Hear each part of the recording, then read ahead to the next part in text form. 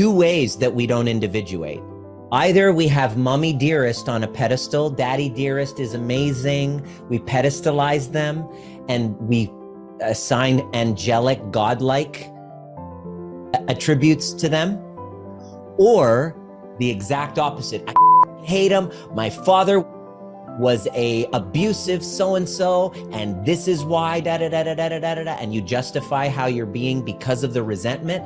Infatuation, resentment, and you're still angry with them, you still haven't transcended, it means you haven't transcended them.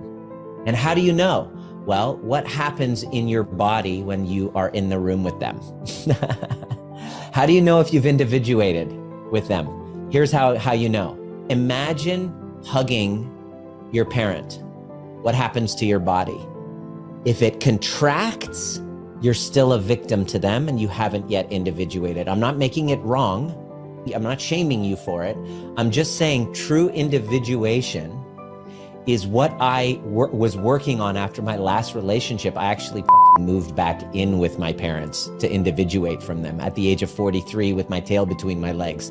I said, I figure this out. I haven't individuated. I'm gonna spend 3 months living at their place in the worst shape of my life, the most shameful, and I'm gonna learn to love myself and them through this.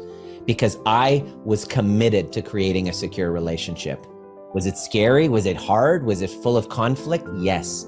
But now when they come over, I have nothing but joy with them.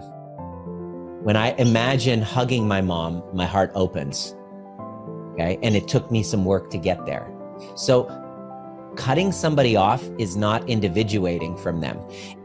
It might be the first step, because if having them in your life keeps putting you into the swamp of them, then yes, it's necessary to cut off so that you can build the resources so that you can then be around them, that person. But true individuation is this, is I can be around them and not lose myself.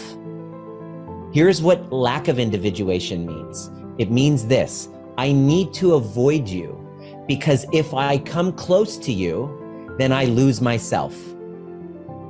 It's not you I'm trying to run away from. It's the fear of losing myself because I can't have myself when I'm with you.